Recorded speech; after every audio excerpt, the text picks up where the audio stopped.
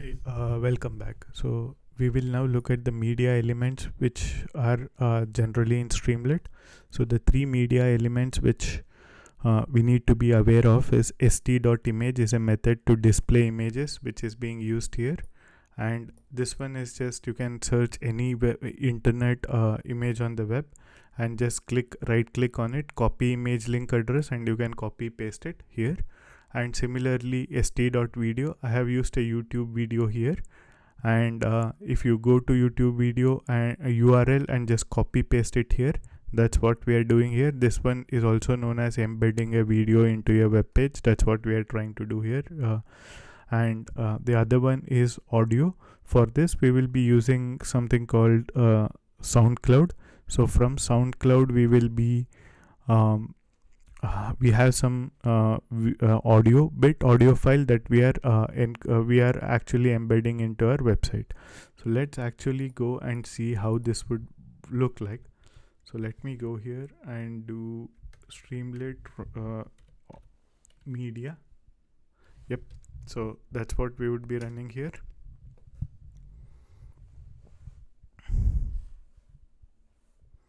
Yep, so the first one you see here in the code, let me make this here. So the first one you see here is the image, st.image. So we are using the Streamlit image here. Next one is the video, and using markdown we are just giving the title, or you can just use header, whichever you are comfortable with. And after that, this is the audio file here. So does video work? Let's take a look. So yeah, video does work. This is from Cracking the Coding Interview Effectively, and this is the audio file. Cool. So that's the first one here. And before we actually move further into this, I just wanted to give you a quick demo on all the stuff we have learned, how we could actually create a simple image app with some basic functions. So here basically is this is the function to actually let's actually run this and then let's look at the code, what it's actually doing. That would be much easier to do. Let me end this program here and let's go back to the one I had, the simple image app. This one would actually give you an idea of what we are learning, what all stuff you could do with this here. So let's basically pick some function, and here let's basically say rotate, and let me say rotate by 90 degree, and I would say process the image. So you can actually see the input image here is getting rotated here. So if we actually look at the code, so our header, what we learned is the title super photo editor, and for this we have one function where we are accepting two figures, and this one is just used to display the original image and the new image, and that's basically what this is doing.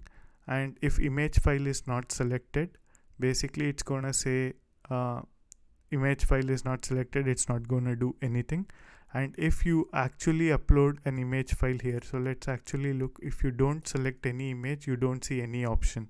So that's the beauty of Streamlit. Once you have an input, you can actually have corresponding cascading options as and when the files are uploaded.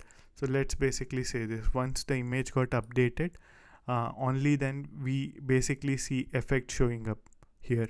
So if image is not none, we don't even see what is actually any other options we don't see. And here we will be learning more about select box next.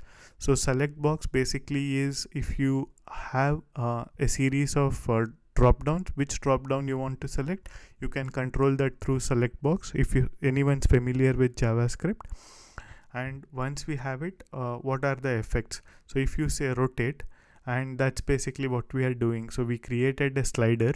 We will be learning more about slider in the next one. This one is just to get a feel of what all you could do with Streamlit. That's all we are trying to cover here. This one would basically make the future lectures more interesting. That's why I took this example and doing a quick walkthrough here. So if you actually do this, so you can actually slide and select the angles here. So 0, 90, 180, 270 and 360, that's what you could select here. if uh, if you do a flip image, then how do you want to flip it? So if you actually do the flip image, so we could actually do a horizontal flip, or you could actually do a vertical flip. And don't worry about the logic here. This one is not actually about the logic. I'll be sharing the code here. I just wanted to show the interactivity, what Streamlit brings in here. That's basically what we are trying to do. And to call any of this function, we actually need a process image, because without actually you clicking on process image, it actually does nothing. So selecting inputs on the left doesn't mean anything. Only when you click process image, the display function is called, and the display function displays the image on your screen. And just wanted to show the interactivity what Streamlit brings to you. And here, yeah, you can actually say what percentage you want to resize the image. I gave 7%, and basically that's what the image resize is doing. So that's the interactivity of what Streamlit brings to you. Like I mentioned in my first video, this is ideal for prototyping. And this one, if you are basically working on any Photoshop, or if you are actually some online image editing app, you want to do some image processing, this are some powerful tools that would be very useful to you. And that's basically what this video is about. And one more thing I wanted to show you here. Yeah, so if you actually go to each of these lectures, click on the resource, you can actually see the code here. So you actually don't have to type most of the code with me. So you can actually just go to the resource and just click the corresponding code we are covering here. But just make sure you are actually setting up an account and other stuff, so you can actually run the code in your environment, and you can actually tweak what we covered, and that would be pretty helpful for you to build any future applications. Thank you.